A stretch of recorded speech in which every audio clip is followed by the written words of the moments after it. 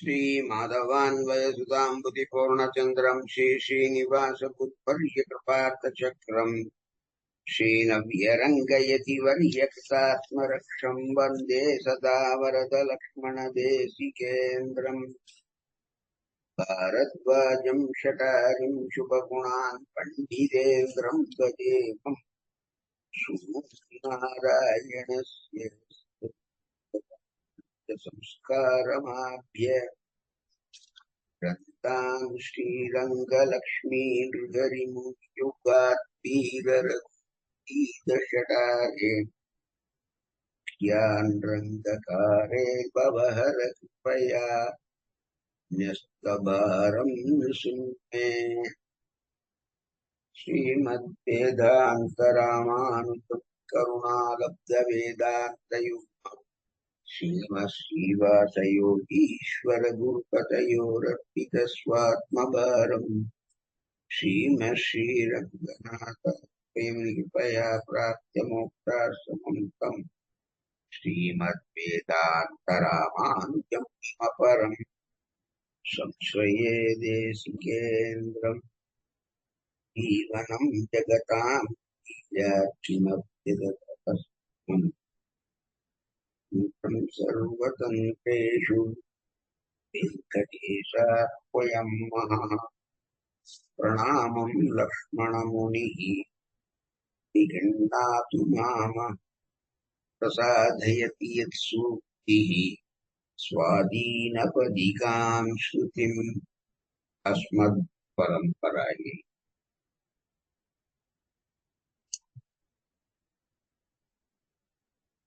ஸ்ரீமத்பகவத்கீதையினுடைய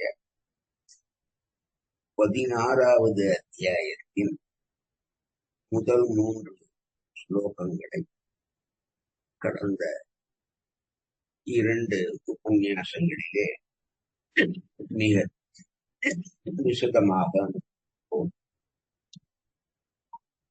பகவானுடைய கட்டளையான சாஸ்திரத்தை அனுசரித்து நடக்க வேணும் என்ற எண்ணம் கிஞ்சித்தும் இல்லாதவர்கள் அசுரர்கள். இவர்களுடைய சம்பத்து பகவானுடைய திருவுள்ளத்துக்கு மாறாக நடப்பதல்ல. ஜன்மாந்திர பாபத்தினாலே பகவான் ஸ்ரீமன் நாராயணுடைய கடாட்சத்துக்கு நியாயமான திசையிலே இவர்கள் பாத்திரமுத்தர்களாக ஆகாமல் தேவதாந்திரங்களுடைய பார்வைக்கு இலக்கானபடியினாலே இந்த நிலை இவர்களுக்கு அசுரத்தன்மை ஏற்படுகிறது. இவர்களுடைய சம்பத்தை பகவான் அதி அற்புதமாக 11வது அத்தியாயம் 4வது ஸ்லோகமான தம்போதத்போதிமானச்ச பாருஷ்யமேவ ச அஜ்ஞானம் ச அபிஜாதஸ்ய பார்த்த சம்பதம் ஆசுரி. அதாவது இங்கே தம்பகான்ற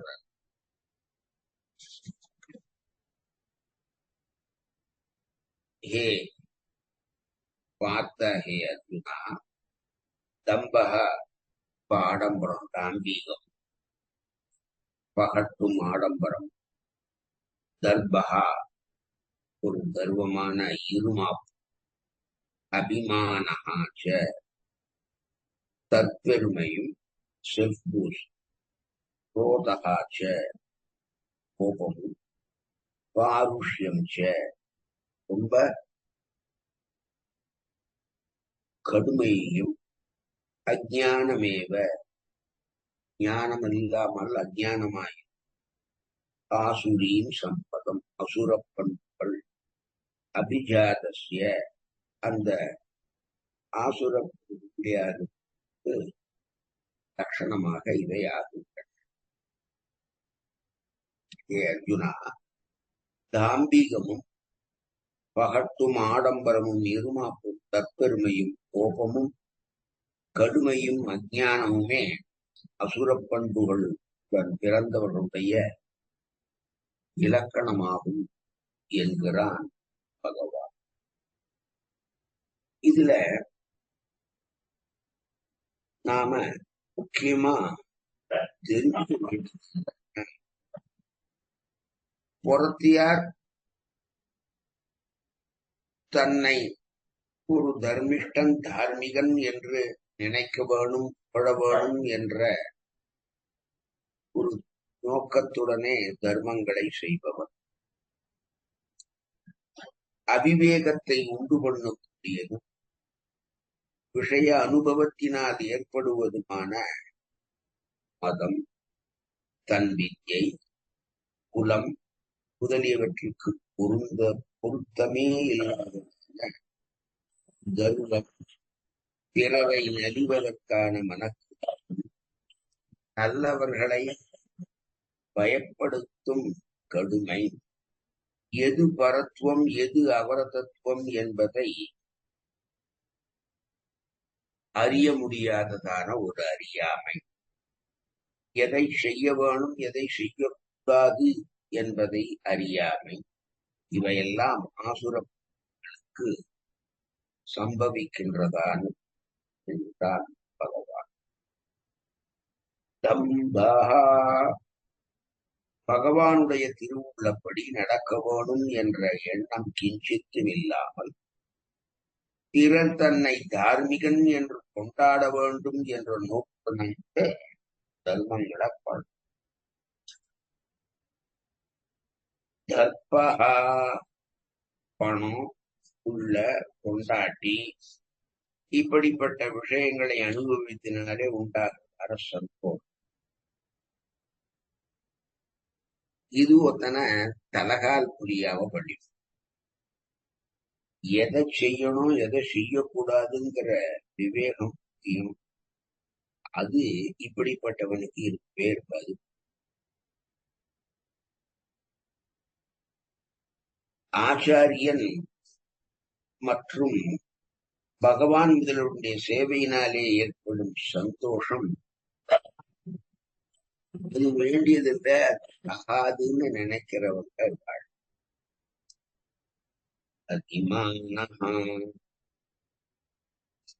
முக்குறும்புன்னு சொன்னமே நேற்று,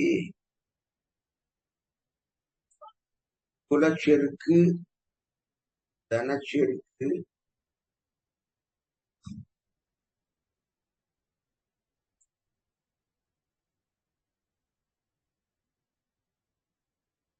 அதுக்கப்புறம் நான் நல்லா படிச்சிருக்கோம் அப்படிங்கறதான கல்வி செருக்கு. இந்த மூணுக்கும் சற்றும் பொருத்தம் இல்லாததான கல்வி.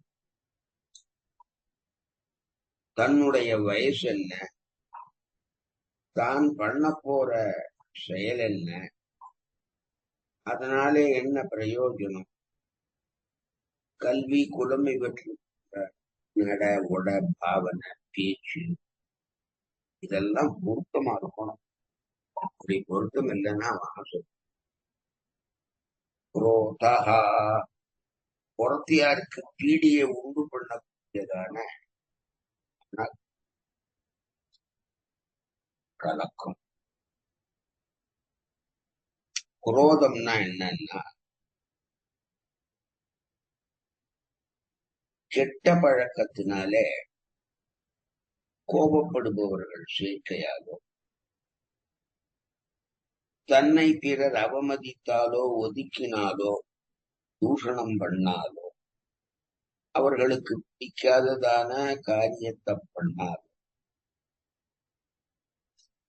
பிறர் ஏற்றை கேட்டாலோ பிறரால் ஏற்படும் தீமையை கண்டாலோ, இப்படி ஏதோ ஒரு காரணத்துக்காக மனசிலே ஏற்படுகின்றதான வெறுப்புடன் கூடிய, அதனாலே மனசிலே ஏற்படும் வழிவாங்க வேணுங்கிறதான எண்ணம் உதவு துடிக்கும், முகம் பயங்கரமா மாறும், கண் சிவம், புத்தி கசியும், என்ன செய்யறதுன்னே தெரியாத ஒரு நிலைய மாதிரிலாம் இருந்தா அவன் பாருஷ்யம், அதாவது நல்லவர்களுக்கு பீதியை கொடுப்பதான சுபாவம். வேதத்தை தூஷிப்பவர்கள் வேத வாக்கியங்களுக்கு தன் மனசுல தோணுன கண்ணா புண்ணான்னு எதிரடையான அர்த்தத்தை சொல்லுவார்.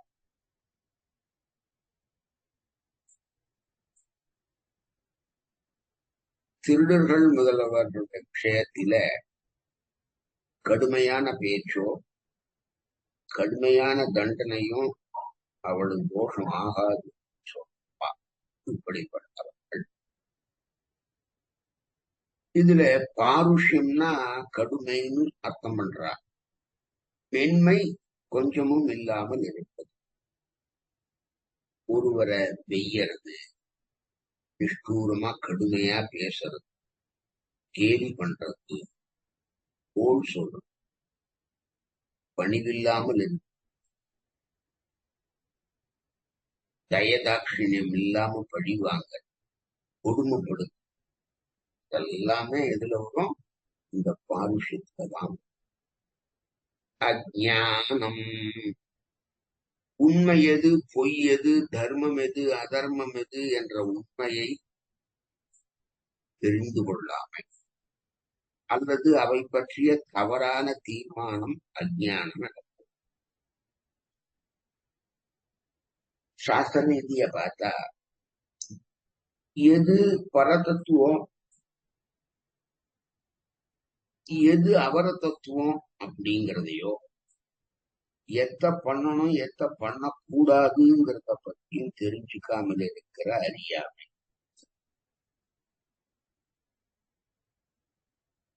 மற்ற சில ஆகமங்களிலே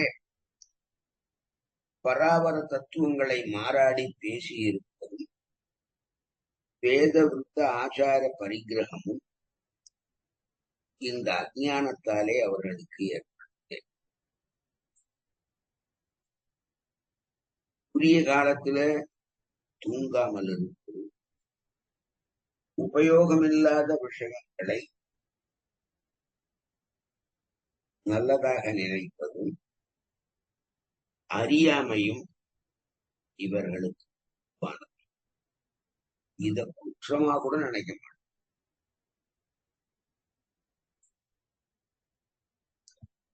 ஆசூரின் சம்பதம் அபிஜாதஸ்ய பவந்தி, பகவானுடைய ஆజ్ఞையை மீறி நடப்பதையே தன் சுபாவமாக கொண்டவர்கள் ஆசுரம். பகவானுடைய ஆజ్ఞையை மீறி நடப்பதுதான் அவர்களுக்கு அதி அற்புதமான சம்பத். இவர்கள் ஜாயமான திசையிலே பகவானுடைய கட்டாட்சத்தை பெற்றவர்கள் காலும் இல்லை. ஒருவன் பிறக்கும் போது பிரம்மாவினாலோ ருத்ரனாலோ பார்க்கப்பட்டானேயானால் அவனுடைய மனசானது ரஜசினாலும் தமசினாலும் கலக்கத்தை அடைகிறது. இவர்கள் மற்ற தேவதைகளுடைய பார்வைக்கு இலக்கானவர்கள்.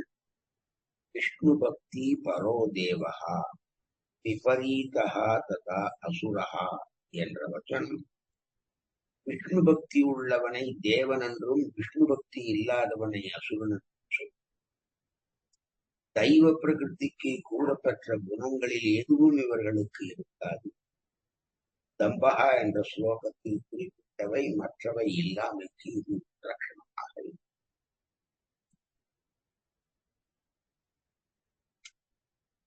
ஆசூரி சம்பத்துன்னா என்ன? அசுர சம்பத்து உடையவனின் இலக்கணம் பகவான் ஒருத்தன் இருக்காருங்கிறத ஏத்துக்காம பகவானிடம் பகைமையை கொண்ட நாஸ்திகர்கள் அசுரர்களாகிறார். இப்படிப்பட்டவர்களிடம் குவிந்திருக்கும் தீய பண்புகள், தீய நடத்தைகள், தீய பழக்க வழக்கங்கள் இதெல்லாம் அசுர சம்பத்துகள் சொல்லும். இந்த ஸ்லோகத்துல அசுர சம்பத்தினுடைய ஒரு தன்மையானது மிக மிக சுருக்கமாக சொல்லும் அப்படின்னு வச்சுக்கணும்.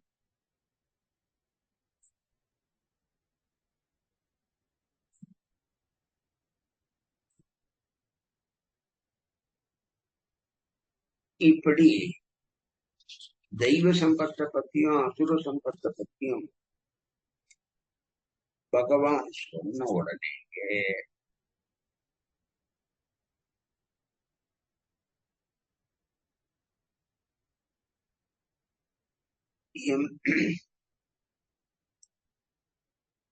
அர்ஜுனனுக்கு மனசு கலக்கம். இப்ப நம்மள பகவான் தெய்வ சம்பத்துல வச்சிருக்கானா அசுர சம்பத்துல வச்சிருக்கானா? நம்ம தெய்வ பிரகிருத்தியா இல்ல அசுர பிரகிருத்தியா?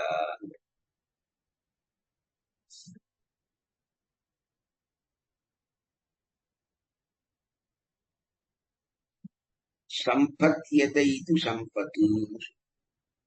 அந்த விற்பத்தி சம்பத்துங்கிற சப்தத்துக்கு இருக்கிறது உள்ளது என்றார். ஆசுர சுபாவங்களும் ஆசுரிடம் உள்ளவைதானே. அதனால் அவற்றிலும் சம்பத் சப்த பிரயோகமாக இந்த ஸ்லோகத்துக்கு அத்வைத பரமா அர்த்தம் பண்ண சங்கராச்சாரிய சுவாமி, ஏ அர்ஜுனா, டம்பமான கௌரவம், பொறுப்பு, தற்புகழ்ச்சி, கோபம், படமை இவையெல்லாம் ஆசுர சம்பத்துக்கு இயல்பான தன்மைகளாக துவைத பரமா இந்த ஸ்லோகத்துக்கு அர்த்தம் பண்ண அர்ஜுனா, அதாவது ஆடம்பரம், அதாவது தன்னுடைய தாழ்மையை அறிந்தும் மேன்மை இருப்பது போல் நடித்தல், இருமா பயப்பட வேண்டிய காரணம் இருந்தும் பொறுப்பான பயத்தை அறியாது, சாஸ்திரங்கள் முதலியான பிரமாணங்களை மீறி நடக்கும்,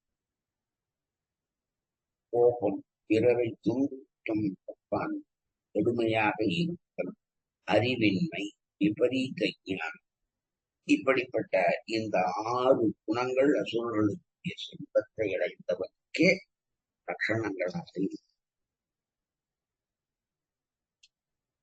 சரி, எதுக்காக இந்த ஆசூரி சம்பத்தை, இந்த அசுரனுடைய லட்சணங்கள் எல்லாம் ஏன் சொல்லணும்? இதை விட்டுடணும் அப்படின்னு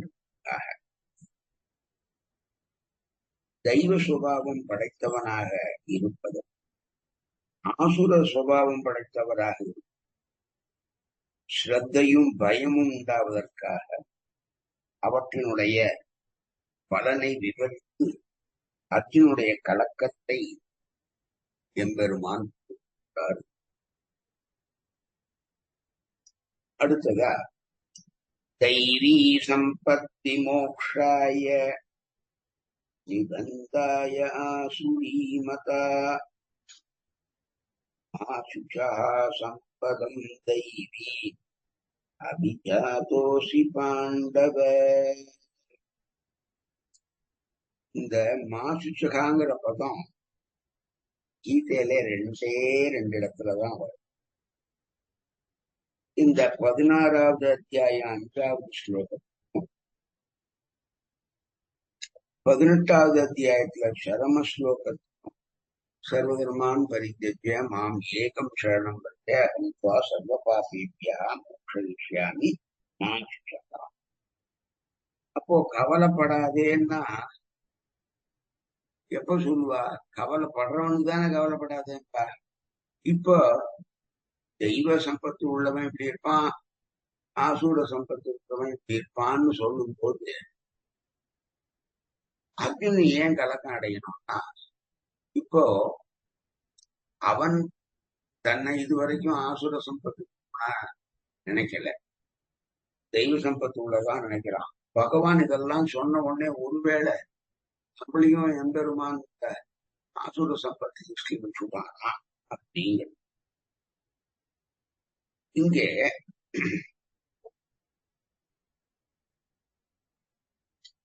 தெய்வீ சம்பத்து, அந்த தெய்வீகமான விமோக்ஷாய மோக்ஷத்துக்கும் ஆசூரி அசுர பண்பு நிபந்தாய பந்தத்திற்கு காரணம் என்று கருதப்படுகிறது.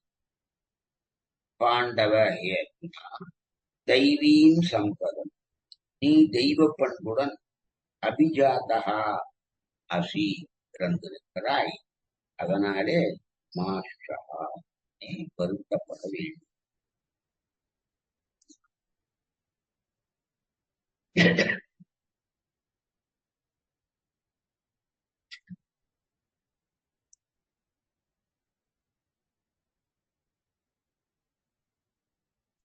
தெய்வ சம்பத்தானது மோட்சத்துக்கு சாதனமாகும் என்றும்,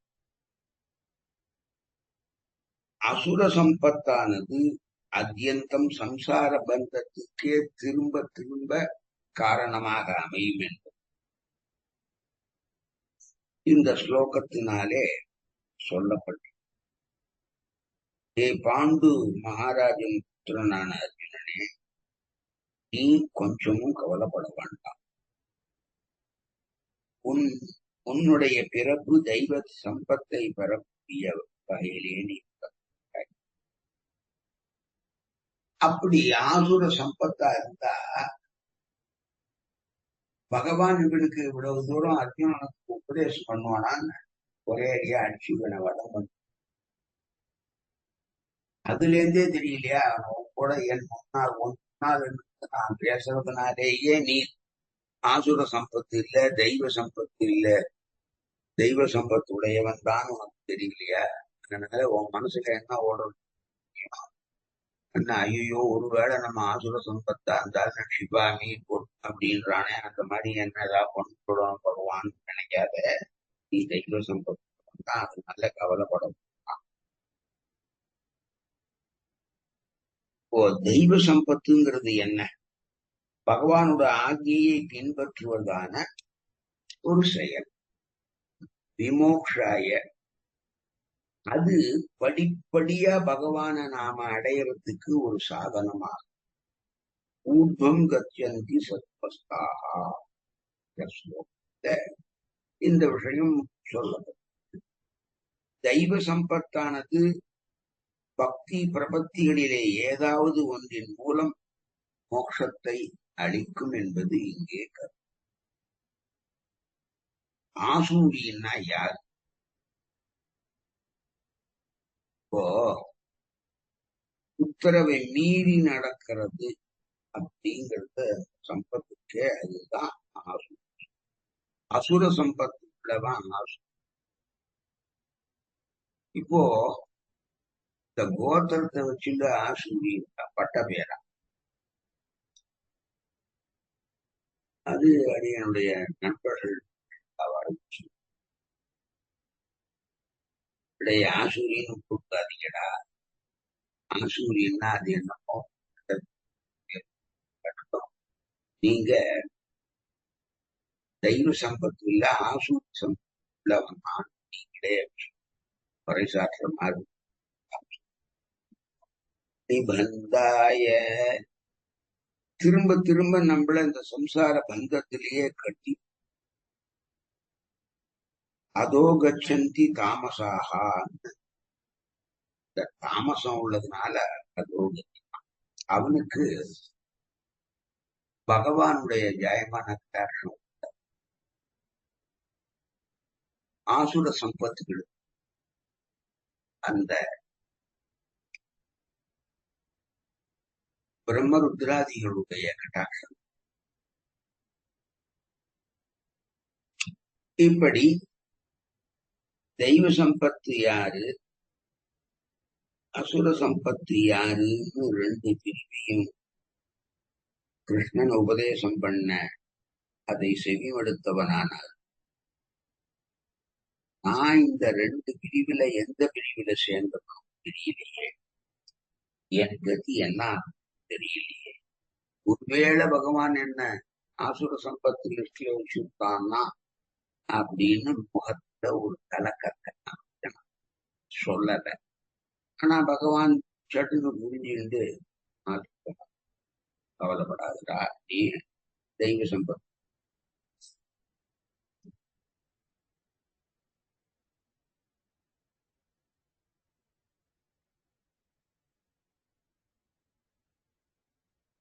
தார்மீகத்திலே முதலிடம் வகிப்பதான பாண்டுவின் புத்திரனான அர்ஜுனனே,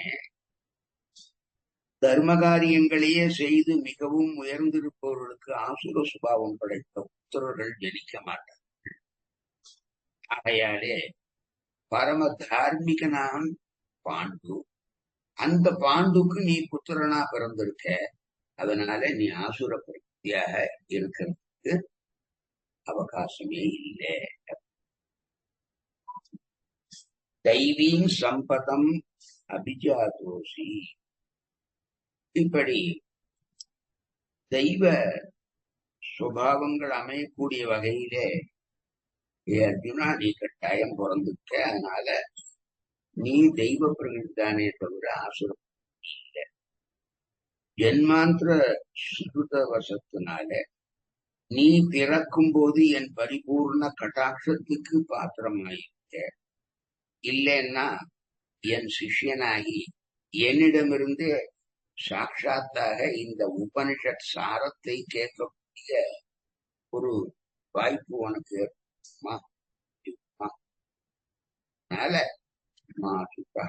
கஷ்டப்படுவானா? நீ தெய்வம். அர்ஜுனா,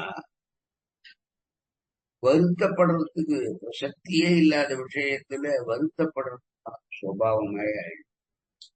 தகாத சமயத்திலே பந்துக்களிடத்திலே ஏற்பட்ட அன்பினாலும் கருணையினாலும் அனாவசியமாக முன்பு மனசல் கலக்கத்தை அடைஞ்சு காண்டி விட்டு கீழே போட்டு நான் பிச்சை எடுக்கிறேன், எனக்கு நான் ஜெயிக்க வேண்டிய அவசியம் இல்லை. எத்தையோ நீயா நினைச்சுண்டு ஏன் கலங்குற? அந்த மாதிரியான கலக்கத்துக்கு எதுக்குமே பிரசக்தி இல்லைன்றான். மகாபாரத யுத்த ஆரம்பத்திலே அர்ஜுனனுக்கு ஏற்பட்ட சோகம் வேறு, இப்பொழுது ஏற்பட்டிருக்கிற சோகம் வேறு. பந்துக்களை நாம் கொள்கிறோமே, இதனால் மகத்தான பாபம் சேர்ந்து நரகம் சம்பவிக்காதா என்பது முதலிலே அவனுக்கு இருந்த. கீழே பகவான் அவனுக்கு இந்த 16 அத்தியாய பர்யந்தம் அவனுக்கு உபதேசத்தினால அனுப்பது. நீ தெய்வ பிரகிருதி தான் என்பதனால் மாத்திரம் அது விலகக்கூடியது. இப்போ அர்ஜுனன் சாஸ்திர வரம்பை மீறி நடக்காதவன் தான். ஆனாலும் அவன்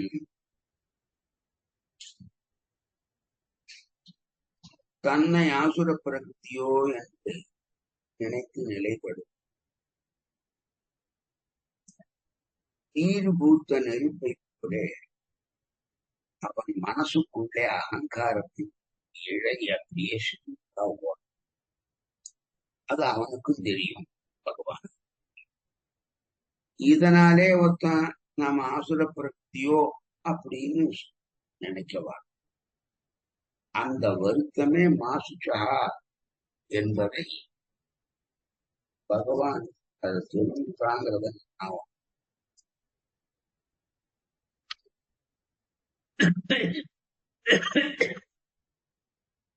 எந்த ஜாதியிலேயோ எந்த வர்ணத்திலேயோ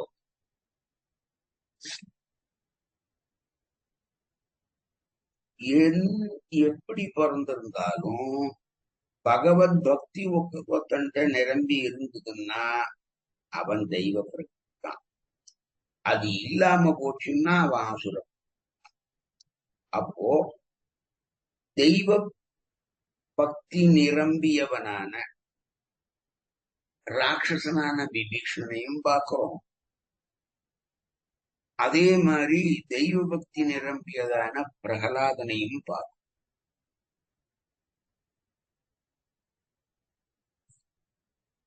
தேவகுலத்திலே பிறந்திருந்தாலும் தெய்வ பக்தி இல்லாதனால இந்திரனுக்கு பிள்ளையா பிறந்தும் அந்த காக்கை வடிவில் இருந்த சயந்தன்னு வந்தானே, அவன் அசுரனானான். அப்ப அந்த தேவகுலத்துல பிறந்த அசுராலும் இருக்கா, அசுரகுலத்துல பிறந்த தெய்வ பிரக்திகளும் அப்படி இந்த ஸ்லோகத்துக்கு அத்வைத பரமா அர்த்தம் பண்ண சத்யாச்சார சுவாமி தெய்வ சம்பத்து முக்திக்கும் அசுர சம்பத்து சம்சாரத்துக்கு காரணமா.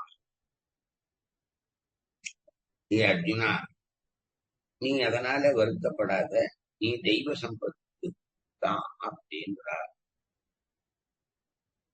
இந்த பாசுர ஸ்லோகத்துக்கு துவைத பரமார்த்தம் பண்ண மத்வாச்சார சுவாமி தேவர்களுக்கே உரியதான செல்வம் பலவித அல்லது உத்தமமான மோட்சத்தின் பொருள், அசுரர்களுக்குரிய செல்வம் தமஸ் என்ற நீச்சஸ்தானத்திலே கட்டுண்டிருப்பது. ஏ பாண்டுபுத்திரனே, நீ படாத, நீ தெய்வம்.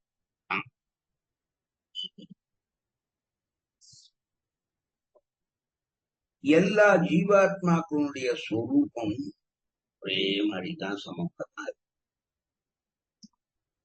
எல்லாருமே பகவானுக்கு சேஷப்பாள் தான். இப்படி இருக்கும்போது ஒரு சிலரை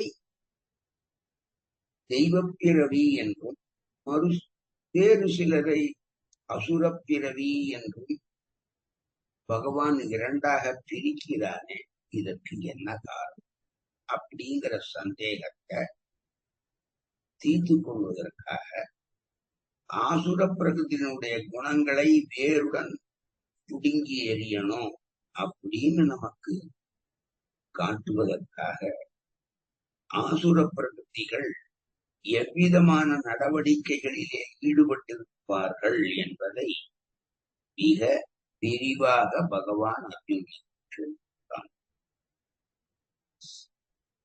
இந்த ஆறாவது பூத சர்கௌ லோகேஸ்மின் தெய்வ ஆசுர ஏவ ச தெய்வோ விஸ்தரஸ ப்ரோக்தஹ ஆசுரம் பார்த்த மே ஸ்ருணு. ஏ பார்த்த அர்ஜுனனே, அஸ்மின் லோகே இந்த தெய்வஹா தெய்வ பண்புடையவர், ஆசுரஹா அசுர பண்புடையவர், பூத சர்பௌ உயிரினங்களின் படை, அதாவது இந்த மனித சமுதாயத்துல தௌஏவ ரெண்டு வகையா தெய்வஹா தெய்வ பண்பு உடையவனை பற்றி இதுவரை விஸ்தரசகா விரிவாக புரோக்தகா சொல்லிட்டேன். அசுர இயல்புகளை பற்றியும் கொஞ்சம் சொன்னேன், மேல விளக்கமா சொல்றேன்.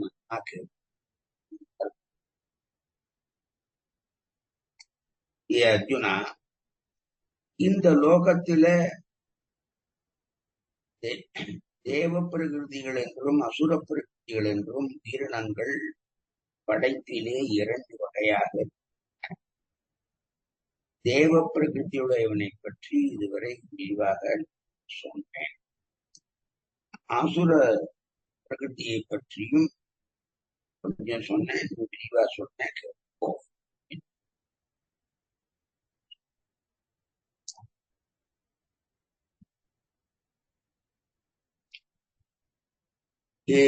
திருத்தையின் மைந்தனான இந்த பிரகிருதி மண்டலத்திலே பிராணிகளுடைய படைப்பார்கள், அது தெய்வம் என்றும் ஆசுரம் என்றும் ரெண்டு வகையாக பிரிக்கப்பட்டிருக்கு. இவற்றிலே தெய்வ படைப்பு விரிவான சொற்களாலே உனக்கு உத்தேசிக்கப்படும். இப்பொழுது இந்த ஆசுர படைப்பை பற்றி உனக்கு ரொம்ப விளக்கமா சொல்றேங்க. அஸ்மின் லோகே, கர்மலோகமான இந்த பிரகிருதி மண்டலத்திலே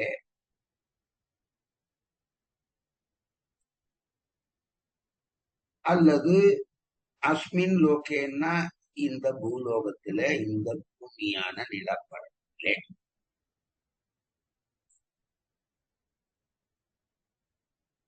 அப்படி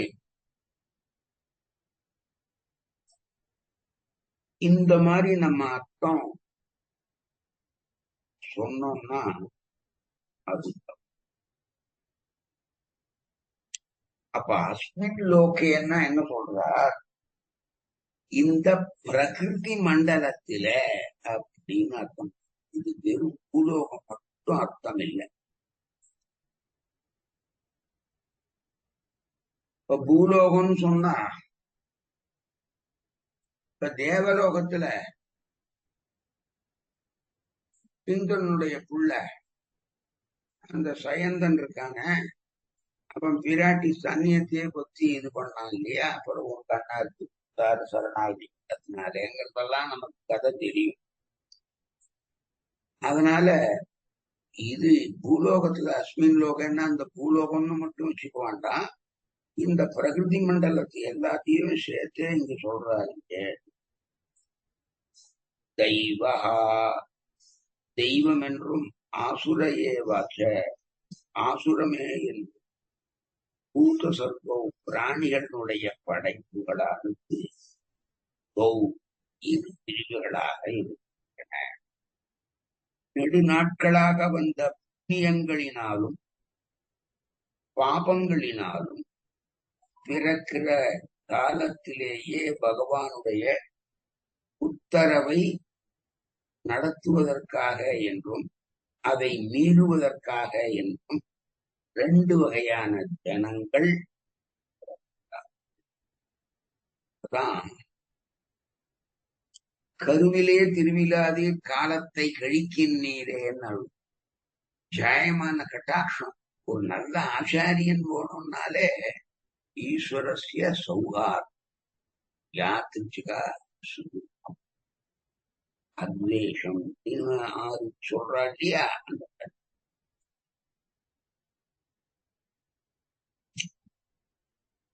எவனொருவன் பகவானுடைய உத்தரவை பின்பற்றுகிறானோ அவன் தெய்வ பிரகிருதி, எவன் பின்பற்றவில்லையோ அவன் அசுரன்.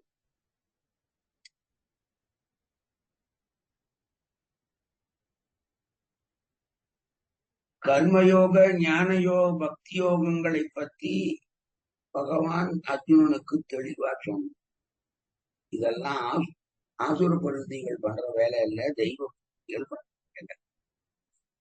தெய்வா சத்தா விஸ்தரசா புரோக்தாங்கிற அந்த சொற்களுடைய அந்த கோர்வை அந்த நயத்தை பார்த்தா தேவர்களுடைய வம்சாவளி விரிவாக சொல்லப்பெற்றதாக. ஆனால் இங்கே அந்த வம்சாவளி எல்லாம் ஒன்றும் சொல்லல. பகவான் பிரஜகாதி யதா காமா தெய்வமேவா பரே யஜ்ஞம் சதுர்விதா பஜந்தே மகாத்மானம் பார்த்த இத்தியாதி இடங்களிலே ஞானயோக கர்மயோக பக்தியோக நிஷ்டர்களான புருஷர்கள் சொல்லப்பட்டிருந்தாலும் இவர்களை கூறியது இவர்களுடைய கிருத்தியங்களான கர்மயோக ஞான யோக பக்தி யோகங்களை சொல்வதற்காகவே அன்றி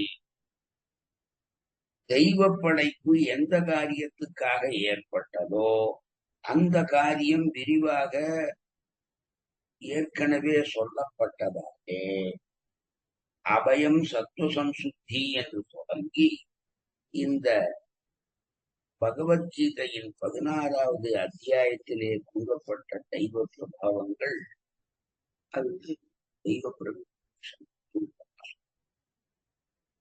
ஆசுரம் சர்வம். இந்த ஆசுர படைப்பு எந்த செயல்களை செய்வதற்காக ஏற்பட்டதோ அந்த செயலை பற்றி மேசுனு என் ஆத்ம நண்பனான ஹே அர்ஜுனா நான் சொல்றேன், ஏற்க வேண்டியவற்றை அறியாமல் போனால் ஏற்க முடியாதது போல் விட வேண்டியதை நீ தெரிந்து கொள்ளாமல் போனால் உன்னால அதை விடவும் முடியாது. அதனால நான் மேல சொல்ல போறத ரொம்ப கவனமா கேட்டு போகணுமா. இந்த ஸ்லோகத்துக்கு அத்வைத பரமார்த்தம் பண்ண